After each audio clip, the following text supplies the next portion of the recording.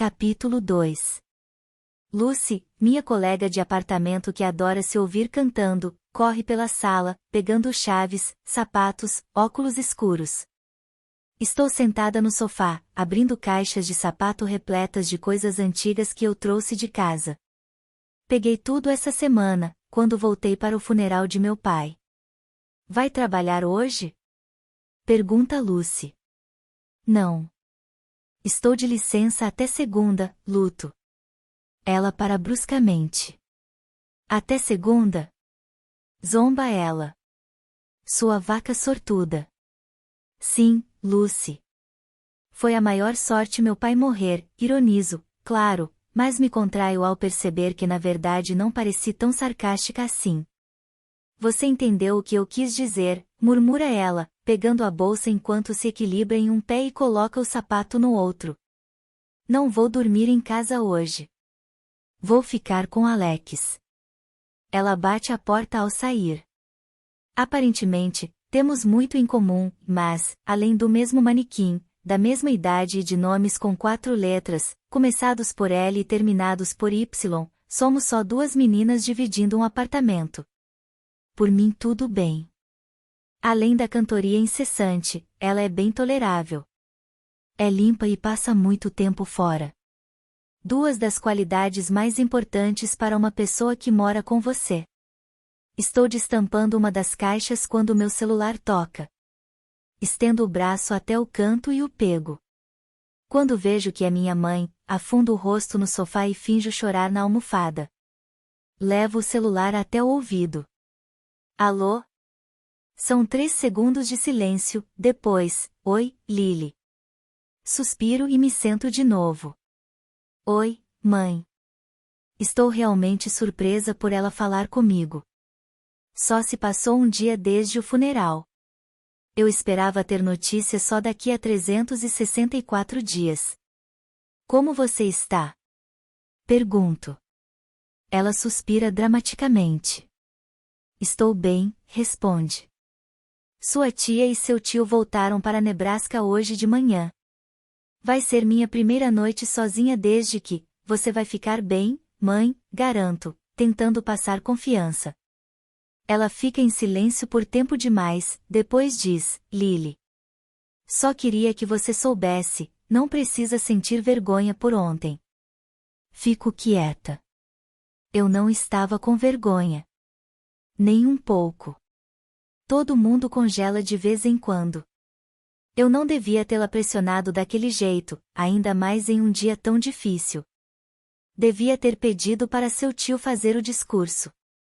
Fecho os olhos. Lá vai ela de novo. Encobrindo o que não quer ver.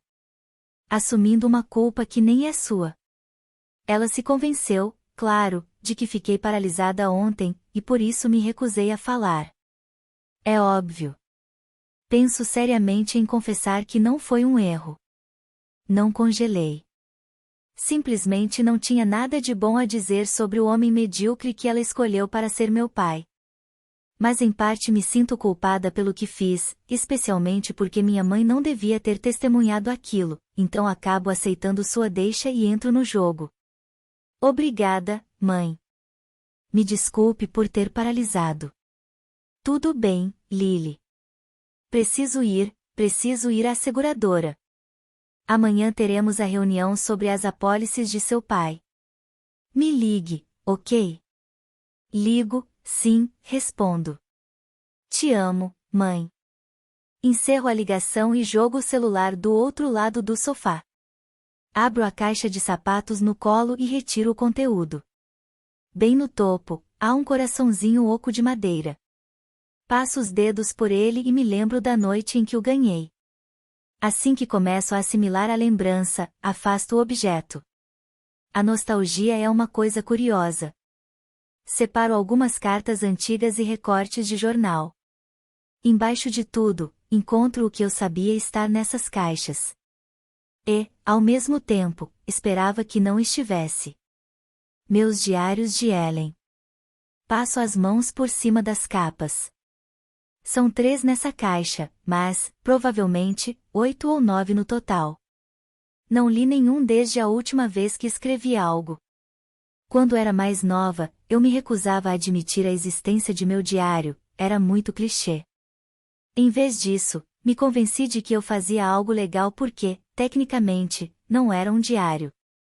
Toda vez, eu escrevia para Ellen DeGeneres e comecei a assistir ao programa no dia em que estreou, em 2003, quando ainda era uma criança. Eu o sintonizava todo dia, depois da escola, e tinha certeza de que Ellen me amaria se me conhecesse. Escrevi cartas para ela regularmente até os 16 anos, mas na forma de diário. Claro que eu sabia que a última coisa que Ellen DeGeneres provavelmente ia querer eram os textos de uma garotinha qualquer. Felizmente, jamais enviei nenhum, mas gostava de escrever no diário como se este fosse destinado a ela, então continuei fazendo isso até parar de vez. Abro outra caixa de sapato e encontro mais cadernos. Eu os reviro até achar o de quando eu tinha 15 anos. E o abro, procurando o dia em que conheci Atlas. Antes disso não aconteceu muita coisa digna de nota em minha vida, mas de alguma maneira consegui encher 6 diários antes de nosso relacionamento. Jurei que nunca mais leria essas coisas, mas com a morte de meu pai passei a pensar muito na infância. Talvez, lendo esses diários, encontre forças para perdoá-lo. Apesar de ter medo de acabar acumulando ainda mais ressentimento. Eu me deito no sofá e começo. Querida Ellen, antes de contar o que aconteceu hoje, tenho uma ideia maravilhosa para um novo quadro do programa. Ele se chama Ellen em Casa. Acho que muitas pessoas gostariam de te ver fora do trabalho. Sempre fico imaginando como você é em casa, quando está sozinha com Portia, sem nenhuma câmera por perto. Talvez os produtores possam dar uma câmera a ela, e de vez em quando ela flagraria você de surpresa e te filmaria fazendo coisas normais, tipo vendo TV, cozinhando, cuidando do jardim. Ela poderia filmar você por alguns segundos sem que percebesse e depois gritar Ellen em casa, e te assustar. Acho justo, porque você adora pegadinhas. Tá, agora que contei isso, queria contar há um tempo e sempre esquecia, vou falar sobre meu dia de ontem. Foi interessante. Provavelmente o dia mais interessante que já tive para contar, tirando o dia em que Abigail Ivory deu um tapa no Sr. Carson por ter olhado para seu decote. Lembra que um tempo atrás eu falei para você sobre a Sra. Burleson, que morava atrás da gente e morreu na noite daquela grande nevasca? Meu pai disse que ela devia tantos impostos que a filha não conseguiu ficar com a casa. Tenho certeza de que não se incomodou, porque a casa estava começando a cair aos pedaços. Provavelmente teria sido mais um fardo que outra coisa. A casa está vazia desde a morte da Sra. Burleson, e isso já tem uns 2 anos. Sei que está vazia porque a janela de meu quarto tem vista para o quintal, e não me lembro de ver ninguém entrar ou sair dali. Até ontem à noite. Eu estava na cama, embaralhando cartas. Sei que parece estranho, mas é algo que costumo fazer. Nem sei jogar baralho. Mas, quando meus pais brigam, embaralhar cartas é algo que simplesmente me acalma às vezes, prende minha atenção. Enfim, estava escuro lá fora, então logo notei a luz. Não era muito forte, mas vinha da casa antiga. Parecia mais luz de velas que outra coisa, então fui até a varanda dos fundos pegar os binóculos de papai. Tentei ver o que estava acontecendo, mas não consegui identificar nada. Estava escuro demais. Então, depois de um tempo, a luz se apagou. Hoje de manhã, enquanto me arrumava para o colégio, vi alguma coisa se movendo atrás da casa. Eu me agachei na janela do quarto e notei uma pessoa saindo escondida pela porta dos fundos. Era um rapaz e tinha uma mochila.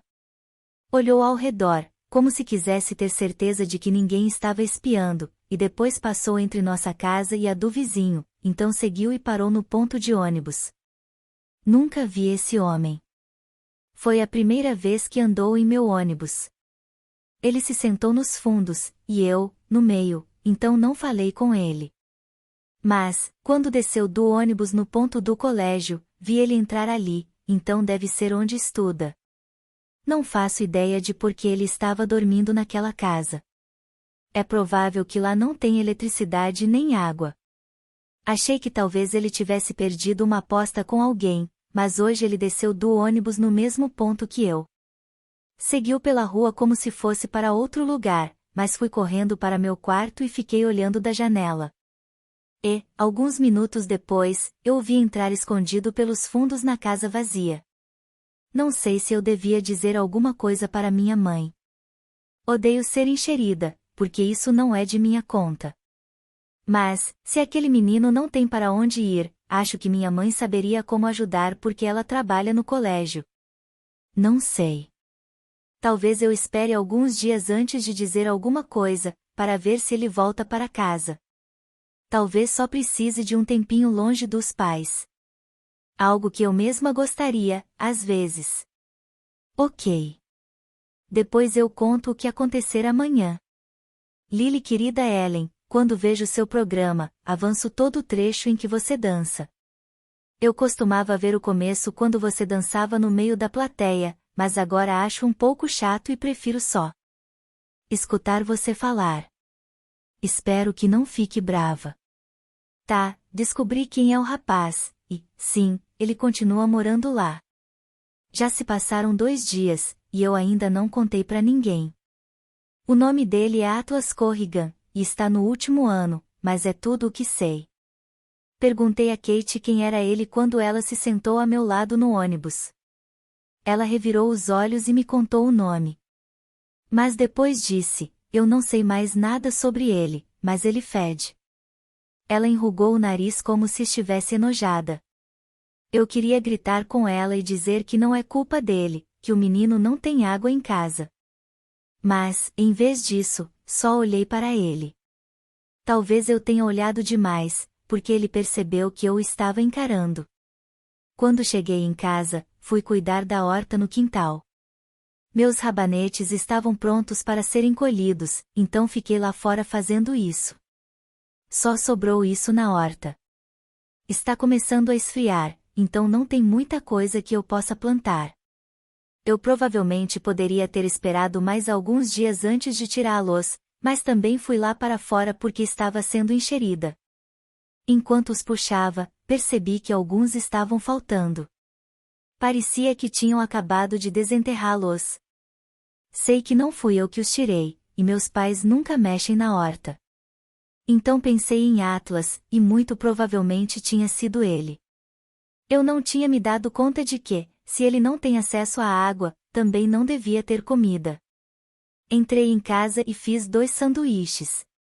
Peguei 2 refrigerantes na geladeira e um pacote de batatas fritas. Coloquei tudo numa bolsa térmica, fui até a casa abandonada e deixei a bolsa na varanda dos fundos, perto da porta. Eu não sabia se ele tinha me visto, então bati bem forte e depois voltei correndo para minha casa, seguindo direto para meu quarto. Quando cheguei na janela para ver se ele ia sair, a bolsa já tinha sumido. Então descobri que ele andava me observando. Agora estou um pouco nervosa por ele saber que eu sei de sua presença. Não sei o que dizer se ele tentar falar comigo amanhã. Lily, querida Ellen, hoje vi sua entrevista com o candidato à presidência Barack Obama. Isso não te deixa nervosa? Entrevistar pessoas que podem governar o país algum dia?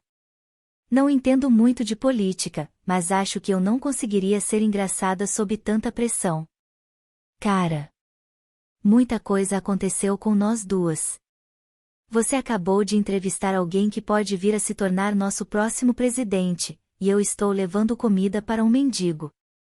De manhã, quando cheguei ao ponto de ônibus, Atlas já estava lá. No início éramos só nós dois, e, não vou mentir, foi constrangedor. Vi que o ônibus virava a esquina, e torci para que ele viesse mais rápido. Assim que o ônibus parou, Atlas se aproximou de mim e, sem erguer o olhar, disse, obrigado. As portas do ônibus se abriram e ele me deixou entrar primeiro. Eu não disse de nada porque fiquei meio que chocada com minha reação. A voz me arrepiou, Ellen. A voz de algum garoto já causou isso em você? Ah, espere. Desculpe. A voz de alguma garota já causou isso em você?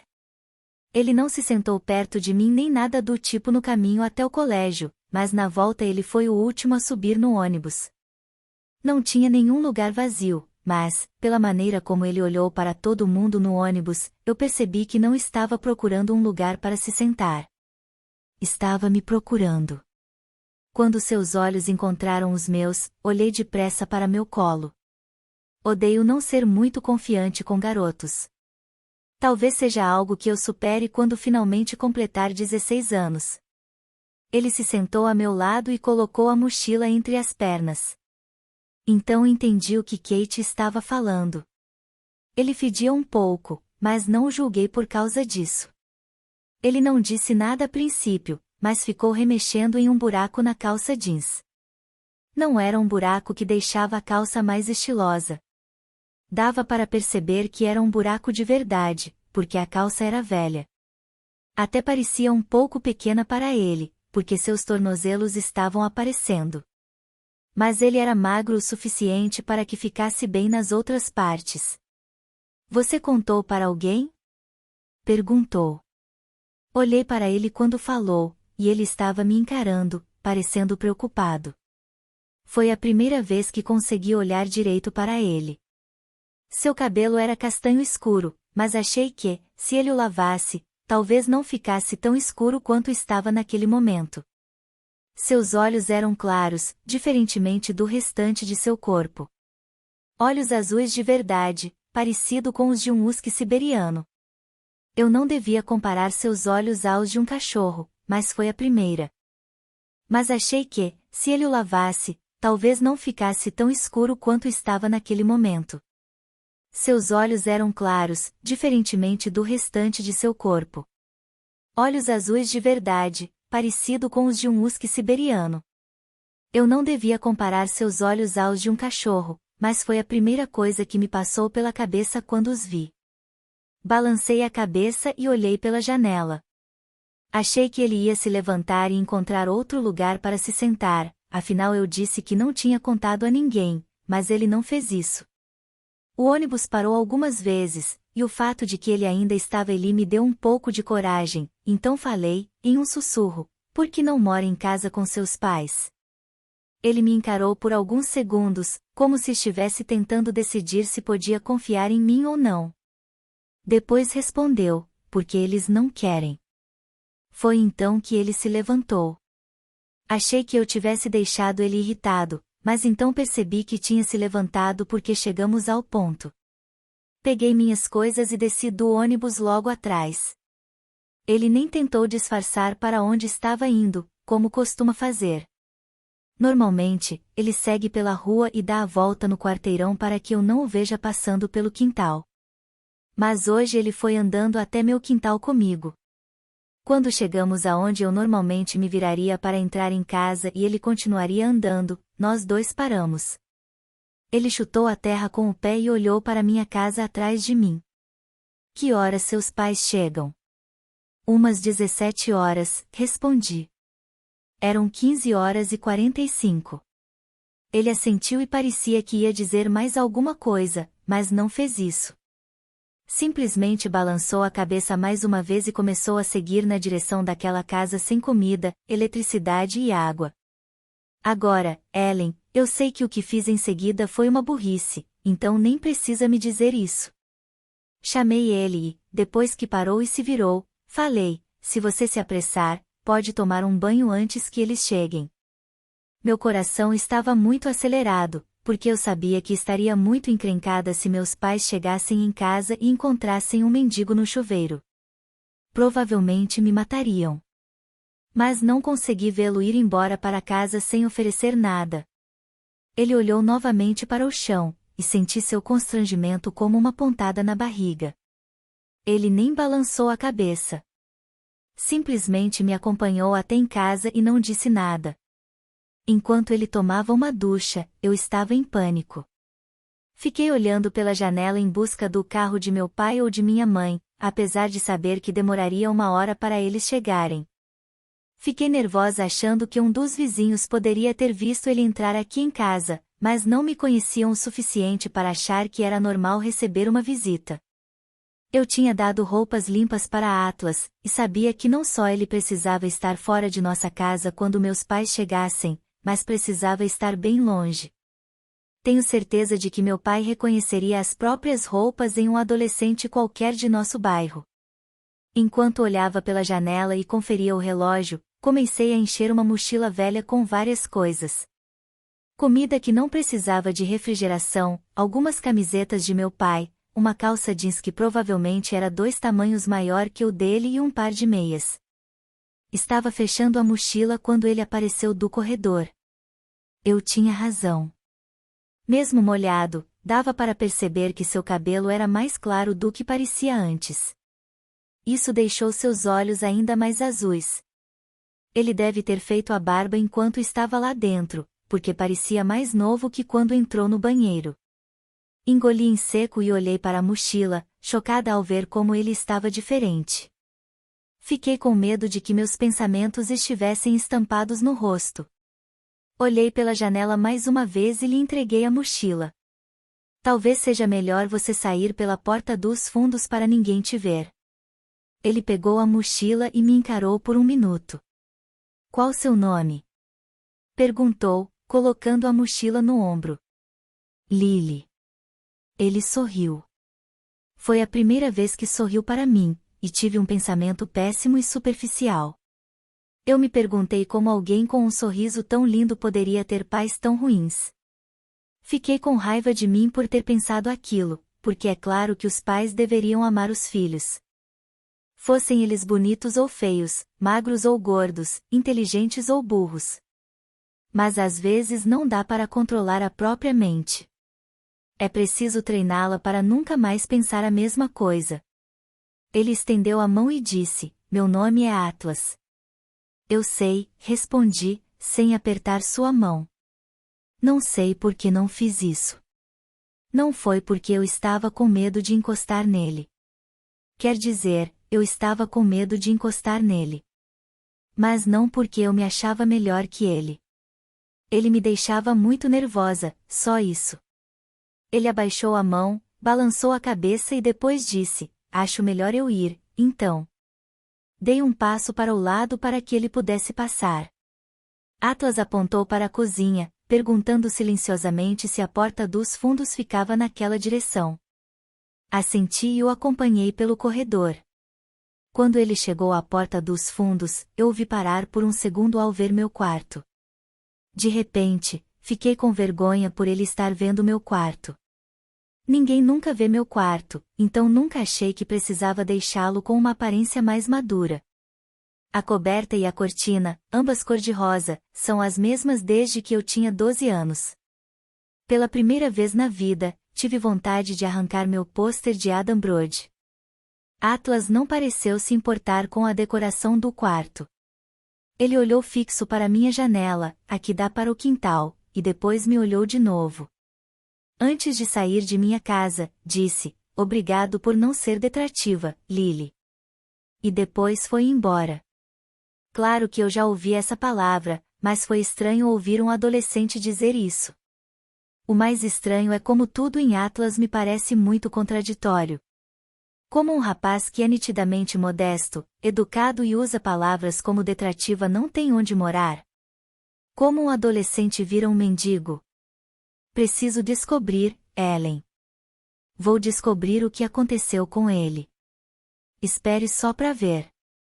Lily item estou prestes a ler outra carta quando meu celular toca. Engatinho no sofá para pegá-lo, e não fico nem um pouco surpresa ao ver o número de minha mãe. Sozinha depois da morte de meu pai, provavelmente ela vai me ligar o dobro de vezes que ligava antes. Alô? O que acha de eu me mudar para Boston? Pergunta ela, bruscamente. Agarro a almofada ao lado e enfio o rosto ali, abafando meu grito. Nossa! Exclamo. Sério? Ela fica em silêncio, depois acrescenta, acabei de pensar nisso. Amanhã a gente conversa. Estou quase atrasada para a reunião. Tá. Tchau. E, como num passe de mágica, sinto vontade de sair de Massachusetts. Ela não pode se mudar para cá. Não conhece ninguém aqui.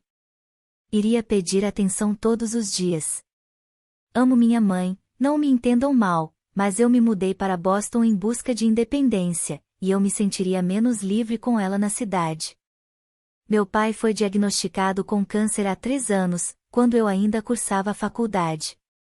Se Riley Kincaid estivesse ali, eu lhe contaria a verdade nua e crua de que me senti um pouco aliviada quando Andrew Bloom ficou doente demais para machucar alguém fisicamente. Isso mudou de vez a dinâmica do relacionamento de meus pais, e não senti mais a obrigação de ficar em pletora para garantir o bem-estar de mamãe. Agora que papai faleceu e que não preciso mais me preocupar com minha mãe, eu ansiava por abrir as asas e voar, por assim dizer. E agora ela vai se mudar para Boston. Sinto como se tivessem cortado minhas asas. Cadê minha cadeira de polímero resistente à maresia quando preciso de uma? Estou realmente estressada e não faço ideia do que vou fazer caso ela se mude. Não tenho jardim nem quintal, nem terraço, nem ervas daninhas. Preciso achar outra válvula de escape. Decido arrumar as coisas em casa. Guardo no armário do quarto todas as velhas caixas cheias de diários e bilhetes. Depois, organizo meu armário inteiro. Minhas joias, meus sapatos, minhas roupas. Ela não pode se mudar para Boston.